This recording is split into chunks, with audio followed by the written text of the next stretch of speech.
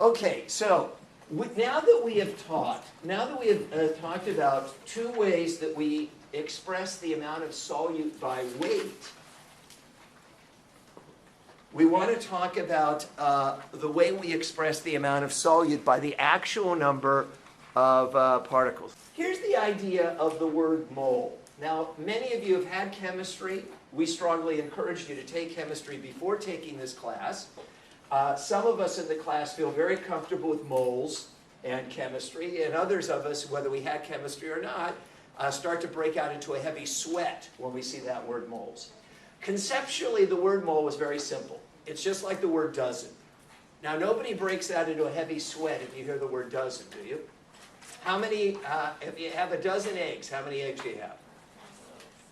12. Okay, if you have a dozen pencils, how many pencils do you have? 12. If you have a dozen bagels, how many do you have? 12. So a dozen always means 12 things. Well, a mole is very much like this idea of dozen. It's just a lot bigger number. It's 6 followed by 23 zeros. Right? Now, this is known as Avogadro's number. It's written right here. I am not going to explain how they came up with that number. It requires you to go into quantum physics and understand the quantum aspects of an atom. But anyhow, it's 6 times 10 to the 23rd items. So a mole of hydrogen ions is that many hydrogen ions. A mole of glucose molecules is that many glucose molecules. A mole of anything is that many things. So anytime you see the word mole and you get all nervous, just cover up the word mole, write the word dozen over it, and conceptually it's the same idea. It just happens to be a lot larger number. Now, the problem we have is this. Let's say we wanted to put a mole of glucose molecules or a mole of salt in this water. So, number one, we don't have tweezers small enough to actually go and say, pick out a salt molecule. There's one salt molecule, here's 2, here's 3. So we don't have tweezers or forceps small enough to pick up individual molecules. Even if we did, if we had to add a mole of them, it would take us an eternity to count out that many, right? So the question is then, how can we add a mole of salt or a mole of sugar or a mole of adrenaline or anything else to water? And the answer is we have to figure out how much would a mole of it weigh. If we find out how much a mole of salt weighs, then we could just measure out that amount of salt on a scale, on a balance, and then pour that into the water, and we've now added a mole of it to the water. So how do we figure out how much a mole of any chemical weighs? And the answer is we use the famous periodic chart of the elements. So if you look actually at the end of your handout, you'll see, first of all, the second page to the end, you'll see the famous periodic chart of the elements. And when you actually look at it, you can see that this is on page, I guess it's 17.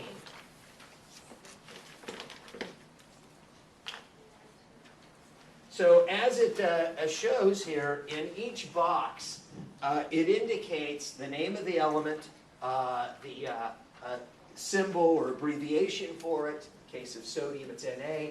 And it gives the atomic number and the atomic weight. And the atomic number tells us what?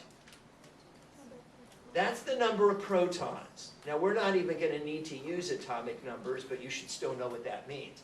That's the number of protons. And really, it's the number of protons that determines what type of element it is. What makes a sodium is that all sodium atoms have 11 protons in their nucleus. The more important term, though, is the atomic weight. In chemistry classes, they usually call it atomic mass. Same thing. And this is what determines the weight or mass of an atom.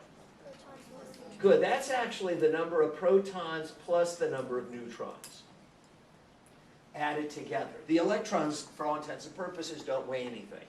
Now, the actual, so in this case, sodium is listed as having a weight of 23. That means it has a total of 23 protons and neutrons. And it's easy to figure out how many of them are neutrons because we know of the 23 protons and neutrons, 11 of them are protons. So if 23 minus 11 is there's 12 neutrons in the average sodium atom. Now, we might ask, if the weight is 23, you'd say 23 what? And the units are actually called AMUs, atomic mass units. Now, I'm not asking you to know that really. That's neither here nor there, but that's the unit they call it atomic mass units, or Daltons. Now, this, here we can use the periodic chart to find out the weight of any of the different types of atoms. The easier chart, though, is on the back side. It shows the same information alphabetically.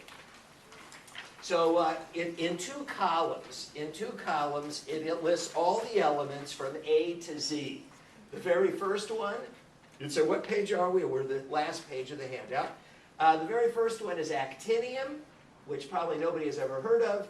And on the bottom right, the very last one is zirconium. And actually, you probably have heard of zirconium. You'd say, I never heard of it. Yes, you have. Right? You're watching the Home Shopping Network at 2 in the morning because you have insomnia. And they're selling these beautiful 5-carat rings for $29.95. Not $2,995, $29.95. So how can you get a 5-carat ring for $29.95? It's not diamond. It's cubic zirconium. Have you ever heard that? So that's zirconium.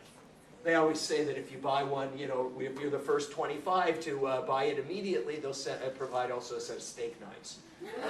I don't know why they always give you a set of steak knives, but anyhow, so I want to, at the very top here, so again, what it lists alphabetically is the element, its symbol, its atomic number, which is the number of protons, and the weight, which is the number of protons plus neutrons.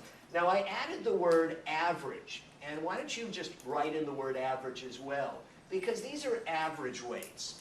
And I want to show you what we mean by that. Let's take a look at carbon as an example. So you'll notice that carbon has an atomic number of 6. That means all carbon atoms have 6 protons in their nucleus. And it has an average weight of 12.011. And you'd say, I don't get that. What do you mean 12.011? Why isn't it just 12? And the answer is because we have different isotopes of carbon. We have different isotopes of every element. You'd say, what do you mean? What are isotopes? We have, most carbon atoms have a weight of 12. They have 6 protons and 6 neutrons and weighing 12, 6 plus 6. But there's also something called carbon-14, which is a radioactive isotope. It's got 6 protons like all carbon atoms do, but it has 8 neutrons. So the point is, not all carbon atoms have the same number of neutrons. So atoms can vary in their number of neutrons. These are called isotopes of that element. So when we look up the weight, that's the average weight. There's no carbon atoms that weigh 12.011. There are carbon atoms that weigh 12, carbon atoms that weigh 14, carbon atoms that weigh 13. This is just an average weight of all the carbon atoms together. Now, when we use the weight, we're just going to round it off to the simplest whole number. I'm not even going to address the subject that you cover in a chemistry class called significant figures. So we're not going to care about whether you round things off to the whole number, to the closest tenth, or the closest hundredth. That's a subject you cover in a chemistry course. All right, so with this as the backdrop, let's address the following question. Let's say we wanted to go and add a mole of salt molecules to this water. Our question is, how much does 1 mole of salt molecules weigh? How much does 1 mole of salt molecules weigh?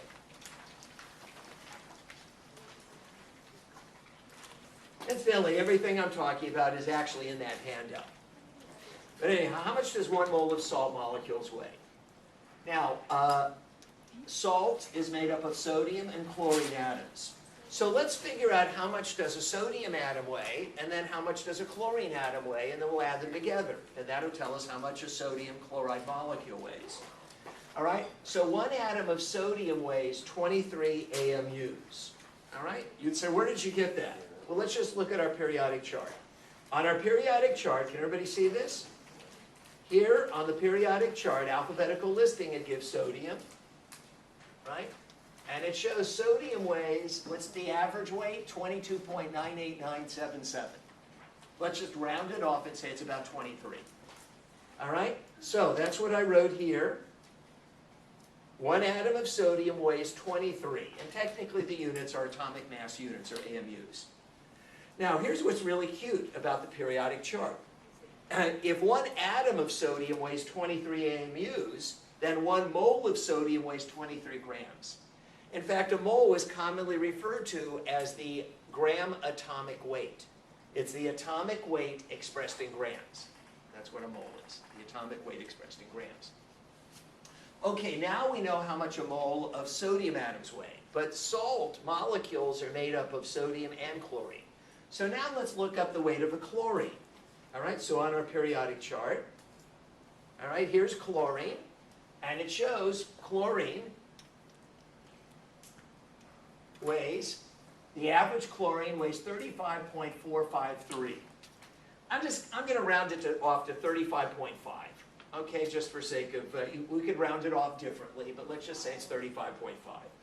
Okay, so if that's the case then 1 atom of chlorine weighs 35.5 AMUs, atomic mass units, and therefore 1 mole of chlorine weighs 35.5 grams. Okay, now we know how much a mole of sodium weighs, 23 grams. We know how much a mole of chlorine weighs, 35.5. So how much would a mole of salt molecules, sodium chloride molecules, weigh? That was our top question. So all we do is we just add these two together.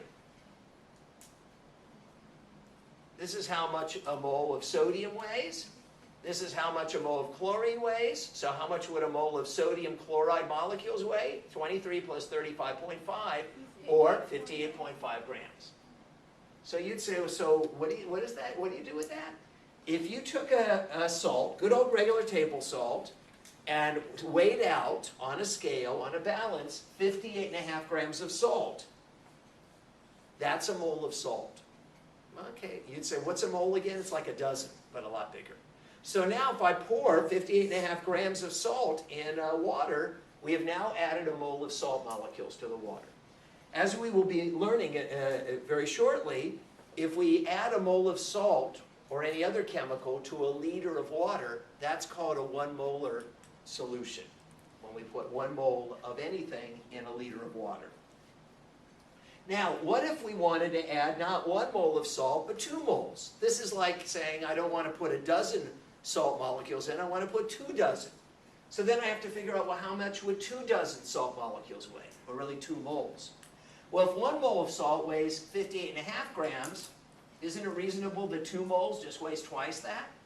So 2 times 58.5 is 117 grams. You can check my math. All right? So now if I weigh out just twice as much salt, then I've added 2 moles of salt. What if I wanted to put 5 moles of salt in the water? So if 1 mole weighs 58.5 grams, then 5 moles weighs 5 times 58.5, or 292.5 grams. What if I just wanted to add a half a mole of salt? Not a 1 mole, but just a half a mole. Well, if 1 mole weighs 58.5 grams, then 0.5 moles weighs 0.5 times 58.5, which is the same as half of 58.5, or 29.25 grams. Can everybody see how we can figure out how much a mole, 2 moles, 5 moles, 100 moles, a half a mole, a quarter of a mole of anything weighs? And then we just weigh it out, and we pour it in, and we've added a certain number of items. Now, sometimes we're dealing with a millimole. A millimole. What's a millimole? Now, milli is 1/1000th of something. So we've already talked about, we have liters and we have milliliters, which are 1/1000th of a liter. We have volts and we have millivolts, which are 1/1000th of a volt. We have grams and we have milligrams, which are 1/1000th of a gram. So a millimole is 1/1000th of a mole. And in fact, let's just, before we go any further, let's see how many items are in a millimole of something. So, okay. You'd say, whoa, what did you throw on here? Okay, a mole is how many things? A mole is 6 times 10 to the 23rd. And you might be thinking, do you want us to know that? Yes, I want you to know that. All right? Now, a millimole is 1/1000th of a mole. Now, a millimole is 1/1000th of a mole. So if we take 1/1000th of 6 times 10 to the 23rd, 1/1000th times 6 is 6 over 1,000 times 10 to the 23rd. 1,000 goes into 6.006 times. So we've got 0.006 times 10 to the 23rd. If I move the decimal point 3 places to the right, then I subtract 3 from the exponent. So a millimole contains 6 times 10 to the 20th items. In other words, a mole is 6 times 10 to the 23rd number of things, and a millimole is 6 times 10 to the 20th. It's still a huge number, but it is 10 to the 3rd less. 10 to the 3rd less. It's 1,000th of a mole. All right? So you should know how many things are in a mole and how many things are in a millimole. All right, so sometimes we don't want to put a mole of a chemical in, we want a millimole. Now, in the way that you learned in a chemistry course is you learned that if 1 mole weighs 58.5 grams, then a millimole of salt would weigh 58.5 times 10 to the minus 3 grams. So whenever you were dealing with millimoles, you'd add 10 to the minus 3, because that just means you move the decimal point 3 places to the left, so it would be 0.058 grams, 0.0585 grams. So that's 1/1000th less. If you're comfortable with that, which is the way they teach you in a chemistry course, stay with it, because that's how it's traditionally done in chemistry. If you didn't have chemistry, or you had chemistry and never understood it, and you get nervous, here's another suggestion. If 1 mole of salt weighs 58.5 grams, then 1 millimole of salt weighs 58.5 milligrams. Because grams are to moles as milligrams are to millimoles. Is that cute? So here you don't, these mean the same thing. 58.5 times 10 to the 3rd grams is 0.0585 grams or 58.5 milligrams. All right, so they mean the same thing. But this way you don't even have to write 10 to the minus 3. Now you're simply weighing out in milligrams rather than in grams. All right, so proportionally it's the same. Now, what if we wanted to add not 1 millimole of salt, which would require us weighing out 58.5 milligrams. What if we wanted to put 2 millimoles of salt in? Well, it would be 2 times 58.5, which would be 117 milligrams. All right, what if we wanted 5 millimoles of salt? It'd be 5 times 58.5, which would be 292.5 but milligrams. What if we wanted 1/2 millimole of salt? Then it would be 1/2 of 58.5 or 29.25, but in milligrams. Okay? So if we're dealing with millimoles, we just use milligrams or just write 10 to the minus 3 grams. All right, so everything that I just presented to you was actually written right in the handout on page 4 and 5. On page 4 of the handout, you'll notice at the very bottom of page 4, we talk about how much 3 moles of salt would weigh, how much 1/2 mole of salt would weigh, how much 1/10 of a mole of salt would weigh. And on page 5,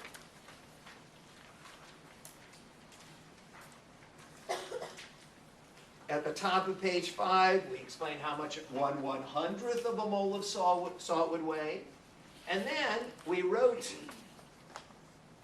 right here, often the number of items is expressed in millimoles, which is 1,000th of a mole, which is 6 times 10 to the 20th items. Exactly what I just presented with you. So 1 mole was 6 times 10 to the 23rd things, and a millimole is 6 times 10 to the 20th items. And then we explain how much a millimole of salt would weigh, how much 5 millimoles of salt would weigh, how much 150 millimoles of salt would weigh, how much 1/2 millimole of salt would weigh. It's all really simple. So I've given you some problems to try where we want you to determine what's the weight of the lithium chloride molecule. And how much would a half a mole of lithium chloride weigh? And how much would 2 moles of lithium chloride weigh? And then we've asked you to do that for ammonium chloride. How much would 0.15 moles of ammonium chloride weigh? How much would 100 millimoles of ammonium chloride weigh? How much would 0.3 moles of glucose weigh? How much would 5 millimoles of glucose weigh? It's all pretty simple. Just try it. All of the examples I give you are clinical ones. I don't make up anything. You might say, well, yeah, well, where do they use lithium? Anybody know where they use, who they give lithium to? People with manic depression or bipolar disorder. Usually it's in the form of lithium carbonate. All right?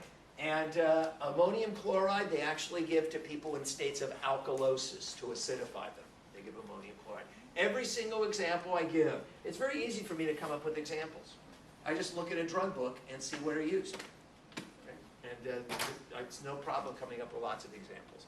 So I'm not teaching a chemistry class. I'm teaching you the physiology and dosage calculations to prepare you for your clinical classes.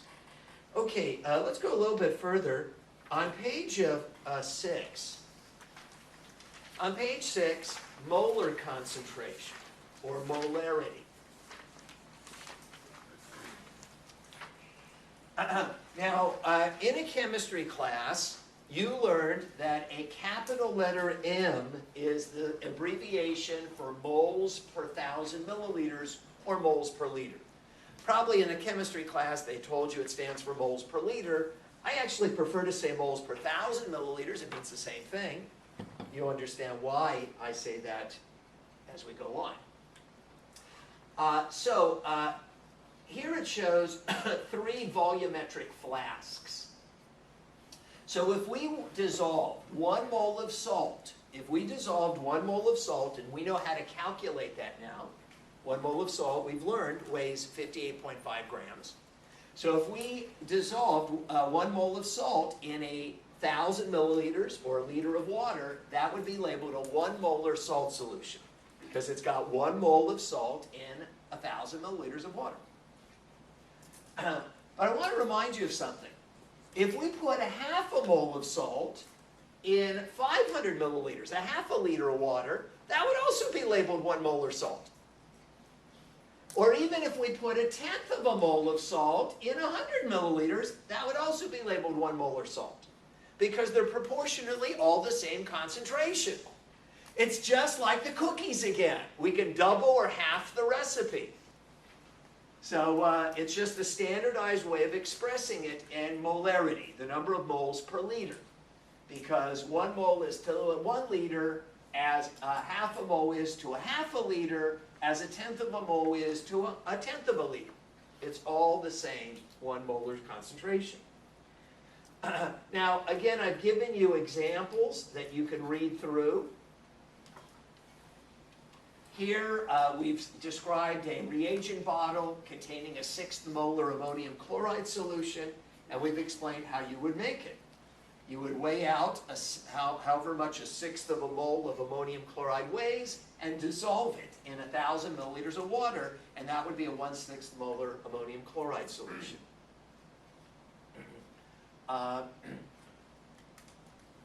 right, so it's all laid out for you. Here we described in the second example, how would you prepare a 0.15 molar salt solution? Remember, a capital letter M just stands for moles per liter, or moles per 1,000 milliliters.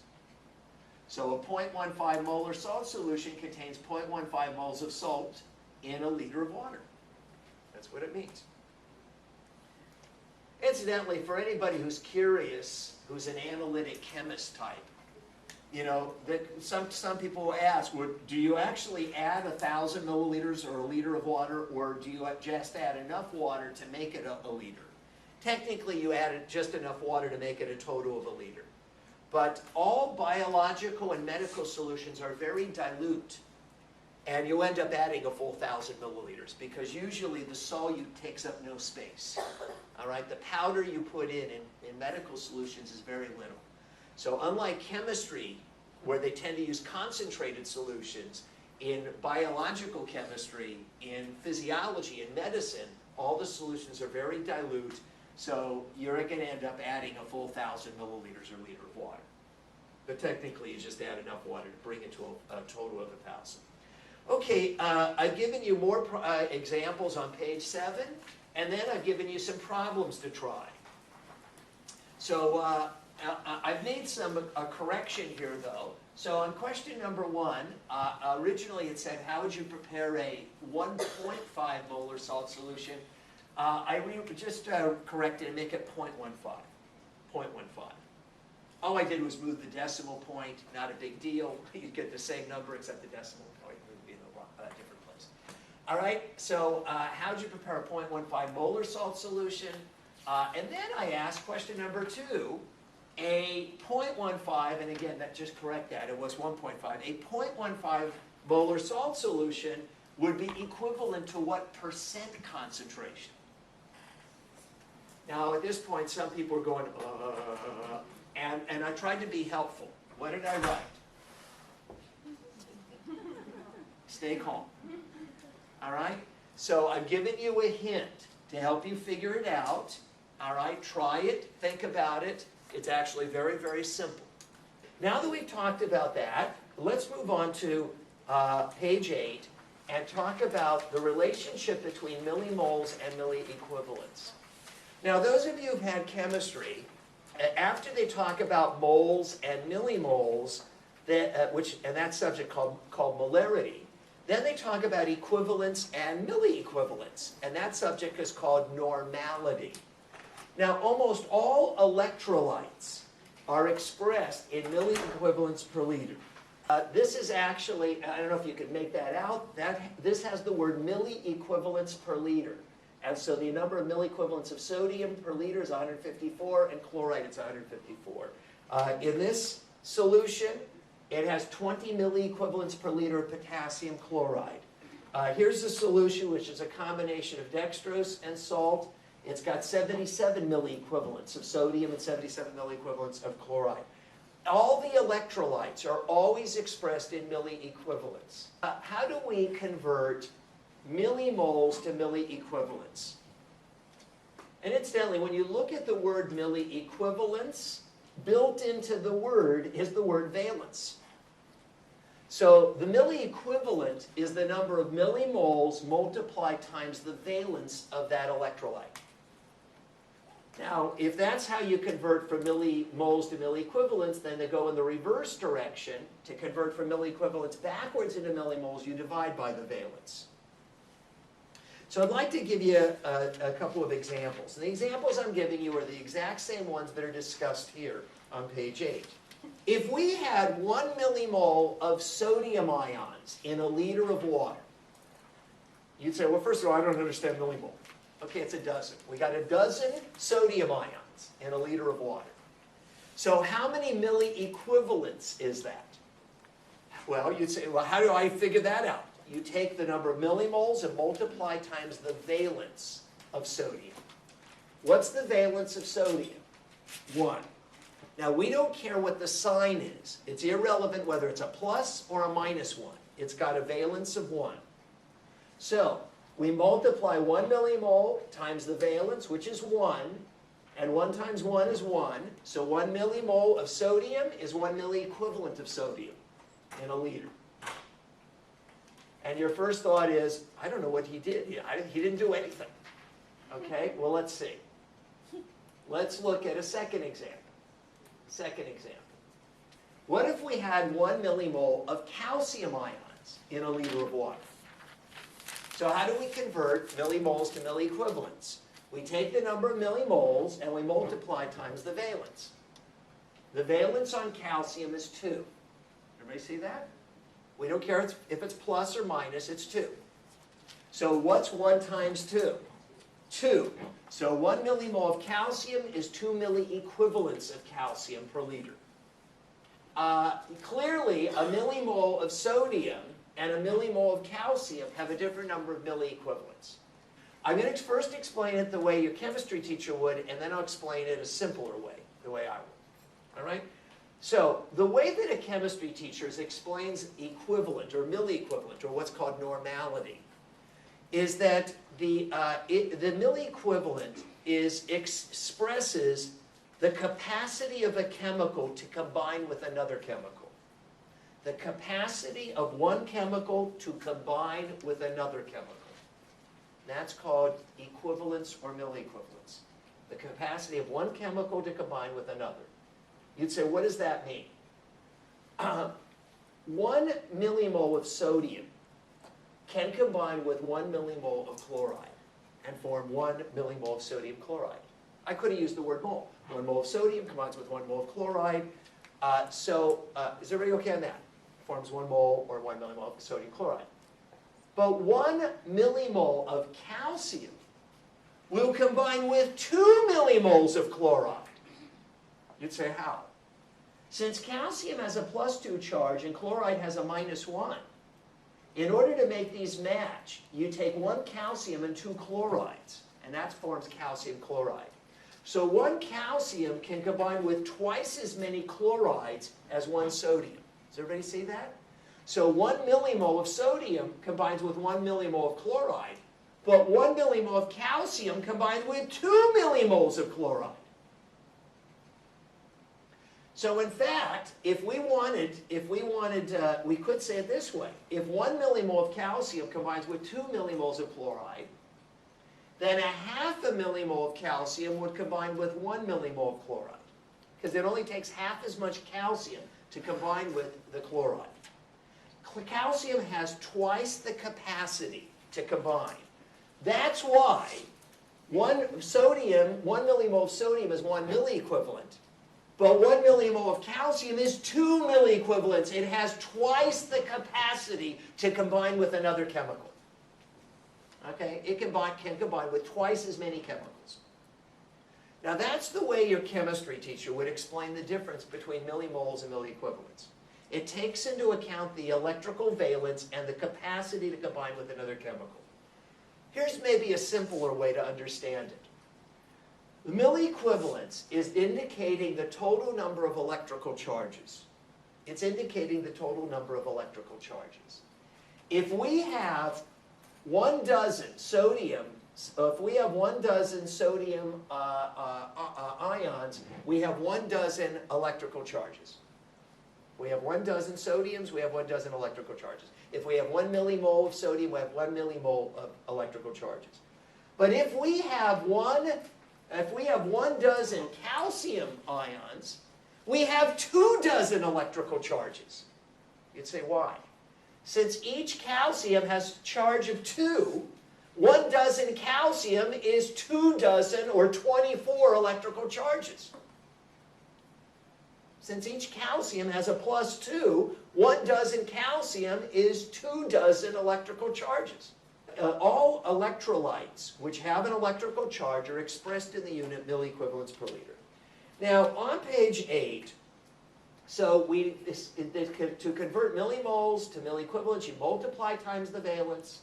To go in the reverse direction, if you know milliequivalents and you want to go backwards to millimoles, you divide by the valence. Now, I've given you a few questions to answer below. If you understand how this works, it will take you 45 seconds to do this, and actually 20 of those 45 seconds you could sleep. That's how quick this is. The math is unbelievably nothing. It's understanding what it is we're talking about.